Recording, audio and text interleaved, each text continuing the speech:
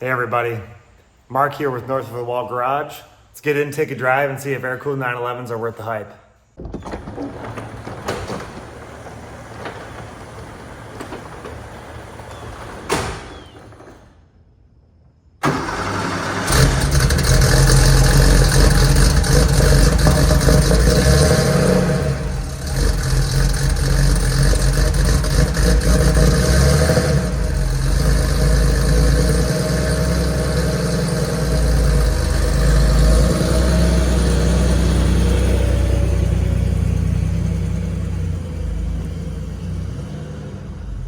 Okay, so driving an air-cooled 911. Gotta say, what's wild is this car takes a lot of effort to drive. You're fighting the lack of no power steering, which of course is a very lightweight car, but if you're not used to that, that's an intense experience. This one, which is a 1986 model, still has a cable clutch. So the clutch is stiff as all hell. It reminds me of, I had a 2003 Mustang Cobra several years ago, 10 years ago, with 600 horsepower to the wheels, had a huge like race clutch in there. That clutch was probably as stiff as this clutch. So it's just very, very mechanical. And then the shifter, which is really interesting, there is quite a bit, and again, this might be an old car thing. It might not be representative of how this was new back in 1986. But the shifter itself, you have to fight it, and you have to really put it in gear. There isn't any, the synchro mesh is old, obviously, and that, again, that could be part of aging. But you got to shove this thing in gear, especially second gear. You got to drive it home. It does not like you putting it in first and anything else other than a crawling to a stop, like at a very 1 mile an hour. You can put it into first. Otherwise, it kind of kicks you out. And what else is pretty wild? And the car I'm going to compare this a lot to today is actually a new Miata, which very different experiences, but tossability, size-wise, maneuverability, actually quite similar. And if you notice, if I had a passenger in this car, see, I just put it into first and I hated that. I was going, oh, I stalled. Okay, there we go, back on it. This one, I think we're battling a little bit of a vacuum leak on this. The idle's kind of jumping all over the place. It's been a little funky at stops. Every manual driver, no matter how experienced they are, when you switch cars, sometimes you stall. It's very rare. I haven't done it in a long time, but there you go, right in traffic. Back at it. Anyways, that's always fun. What was I saying? So if I had a passenger in this car, our shoulders would be touching. So that is small. That's tighter than a Miata. This is probably more narrow than a Miata. I'll look up the dimensions later. So that within itself is a very wild experience. But so I think that's one of the fun things about this experience, and it is an experience. This is very different than driving a lot of other stuff, and even go back and drive other old cars. This is very different than other old cars. It's much more agile, driven, Alfa Romeos from this era, which are fun in their own right, but that's a different experience with the engine up front. It's the engine in the rear, the weight of the rear. It's a very agile experience. You're kind of strapped to the front of the car, getting really the point of view from like the headlights, right? And it's just me and the headlights, and we're cruising, and there's not much hood in front of me, so I feel like glued to this car, glued to the road. It's like I'm sitting at the front row of a roller coaster. I'm just being taken along by the curves of the road and letting the car take me where it wants to go. But it's a very unique experience in that right. It's something you really can't get with a new car today. The Miata comes close, and the Miata is a much more refined driving experience, but you pay the price for that. There's power steering in a Miata. There's airbags in a Miata. Those are all good things, but they bloat the car more, right? They make it easier and safer to drive, but the car gets bloated. And it all of those little things, whether it's stability control, analog brakes, right? Some of those are more severe, right? I think I would always have and want analog brakes on a car. But every little one of those things you add takes away from the experience little by little. So if you strip all those things out, it's a hell of a drive. And it's really fascinating to get behind the wheel of this, and then a more modern standard shift car, which feels like a totally different experience. Driving this car, it's really fun. It's not a fast car by modern standards, not at all. And when you floor it, you know, it doesn't pass the butt test. It doesn't feel super fast from your butt. But visually, because you're on such this tiny platform, it's crazy visceral, and you feel like you're flying. Look, back when I had a 300cc motorcycle, it was not a fast motorcycle, but it was 300 pounds, and you were not even strapped to it. You were sitting right on it. The thing felt like a rocket going 30 miles an hour. This 911 is exactly the same feeling. And I'm going like 50, and I feel like I'm just flying down the street. It's a wild experience. All right, let's muscle it up a little bit. All right, hammer down. It has a good bark. Really does have a good bark. This feels crazy fast. Whoa! It's you do this in a modern car, like even my M6 or a Tesla. I don't care what. 70, you don't really feel like you're going fast at all. You're just crawling. This thing, holy crap! It's nuts.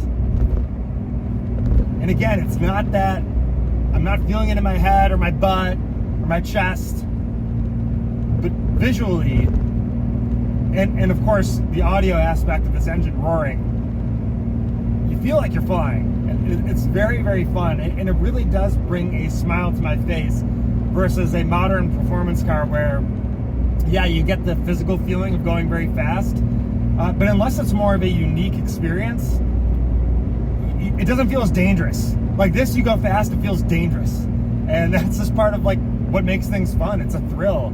And to be a thrill, something has to feel a little bit dangerous and a little bit crazy. And driving this car hard feels a little dangerous. And it's a fun feeling because we're so coddled today with everything, all the nannies in every car and the safety measures and everything. And I'm not knocking those at all. Those are all good things, especially for the average driver who, let's face it, is not paying attention. But gosh, when you're locked in and going for a drive and that's what you intend to do, it is so fun just having all the limits off and just letting it rip and going for it.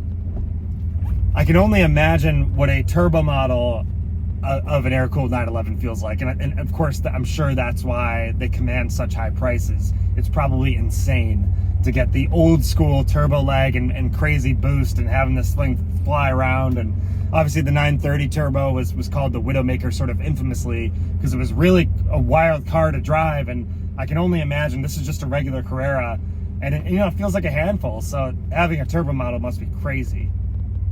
So for those of you who watched my 911 allocations video, I'm back at the Porsche dealer looking for even a 718 to put this next to. There's nothing. There's no 718s, no 911s, no surprise there. That's what I talked about in my video. Okay, actually I found a 718. I have to park behind it, but we'll be able to get a little bit of a size comparison to that. Okay, let's take a look. Back at familiar territory. Now let's take a look at the size difference that I was talking before over to the 718 with this air-cooled 911. Now I couldn't get right next to it, but first of all, this 911 may be, I think, lowered a little bit from factory spec back in the 80s. You can really get a sense, like, it's more squatted. Again, that's a ride height thing. Even the proportions, it's just narrow and it's short. And you look at the 718 and it just looks a lot wider than the 911. It really does. So it's really kind of funny seeing the two compared and the difference. And again, that's a different model. If we were looking at 911 to 911, the size difference would be even more drastic. So during this part of the video, I was talking about power to weight ratios, and unfortunately, the wind filtered out much of the audio. So to quickly summarize this section, one of the great things about the air-cooled 911 is in fact its size, and that's why I think the size comparison is so relevant.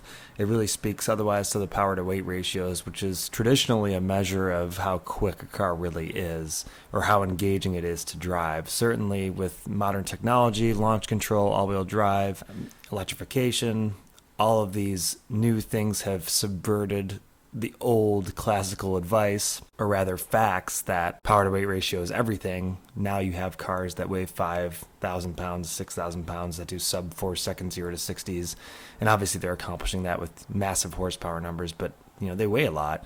So to get down to it, I think now power to weight ratio is less about just the speed of the car and what that's like to drive and more about the experience. It is a measure by which we can judge how engaging and how analog a given car might actually end up feeling.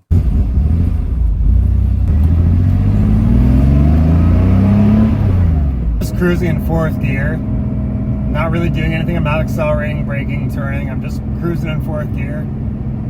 It just feels great.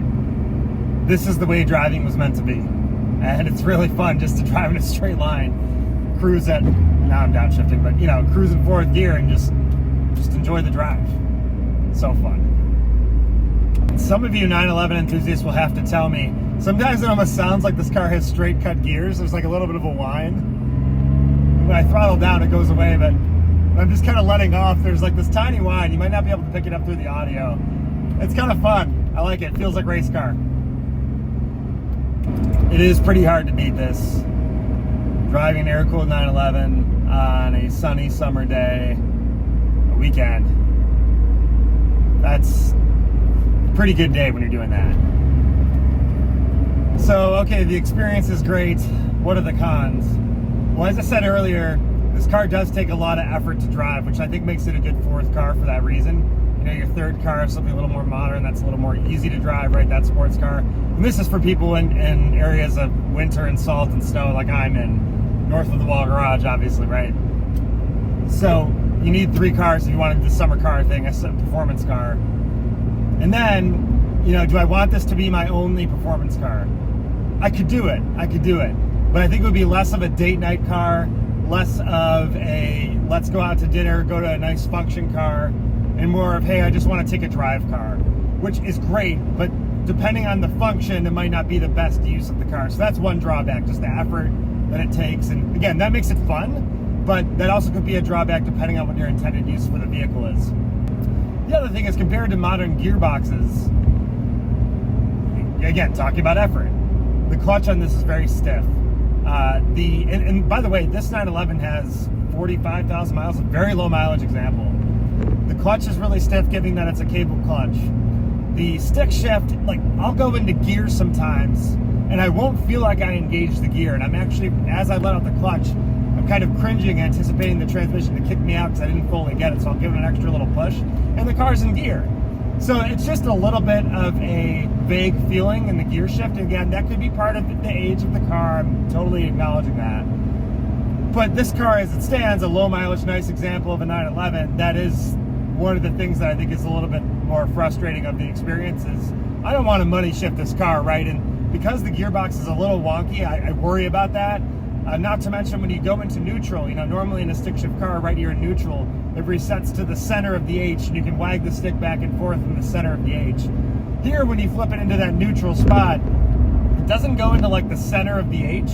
It stays on the side of where you disengage it. So for example, if I pulled it out of first gear to put it into neutral, it would stay on the leftmost side of the gearbox.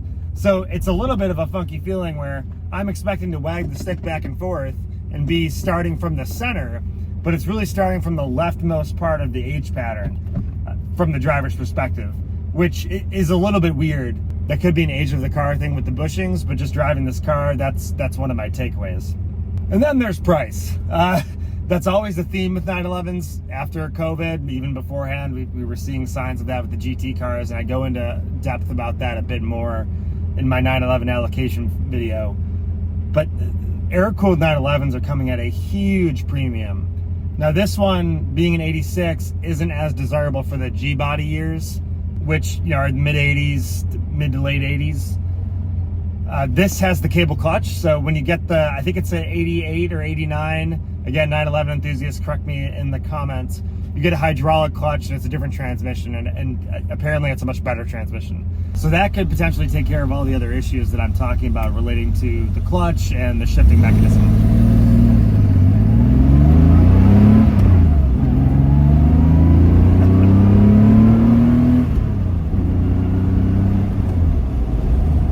When I shift, I give that clutch so much energy.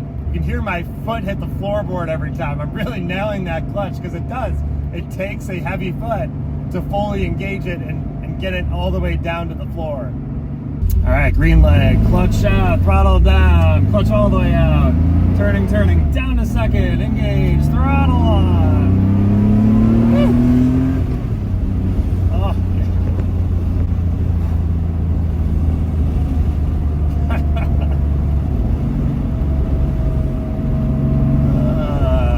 that's fun, fun. All right, throttle down.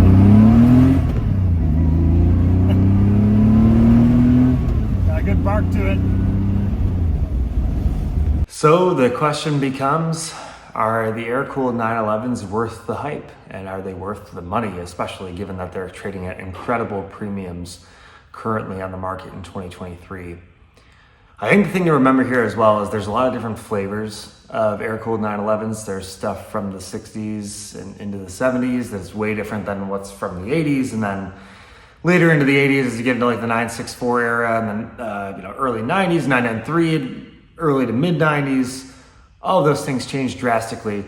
I do think getting into a 964 or 993 would assuage some of the concerns that I have with this car. Not concerns, but just, I suppose, different criticisms about the gearbox and sort of the difficulty to drive. But I'd be really keen on driving a 993. I wonder if that would resolve a lot of it. So who knows, maybe we'll get lucky and get connected with someone who was able to lend a car like that, and we're able to take it for a drive and assess. Regardless, problems and all, which really problems there are not many, right? These are kind of nitpicks to drivability versus a modern manual standard transmission car. It's an incredible experience. There are certain compromises you make, obviously. You're not gonna necessarily like go on a coffee run and then bring back coffee for your family or whatever, right? There's not like storage for that. This is a car to go drive. Like, yeah, you can pick up a bag of groceries, throw it in the front seat, something like that. Obviously, there's a very tiny frunk. You get what I'm saying, though. It's really a car that you go out for the purpose of driving and not much else. And that's kind of beautiful. There's a simplicity to that. And again, I talked about it earlier in the video. It reminds me a lot of motorcycling and the things I loved about being on a motorcycle. I get a lot of that same feeling from an air-cooled 911. So it makes me think, maybe that's the best thing to do in the future is try to get one of these if they don't go absolutely astronomical in price, which they almost already are, and go from there. But I really do think and can see one of these having a permanent place in my garage. It's an exciting car to drive, it's fun to drive, and you can kind of drive it to the limit on the street, relatively safely, which I think nowadays is very valuable. Can't do that with a new 911, so that's certainly something to note. At any rate, thank you again for watching. I really do appreciate all of the different comments and feedback I get on all of these videos. I love making these videos. It's been a hobby of mine for a long time, and finally decided to kind of go forward and make a YouTube channel about it. So love all the feedback and really appreciate everyone's time and watching. I know time is valuable, and thanks for spending it with me. So to that end, if you'll like and subscribe, it really does help the video. I'm trying to up the subscriptions. That would be great. It would get me going on more recommendations and on more people's pages and hopefully kind of broadcast it out there. So I hope you think it's good enough to share. Appreciate all the time again. Thanks everyone. Excited for the next video. See ya.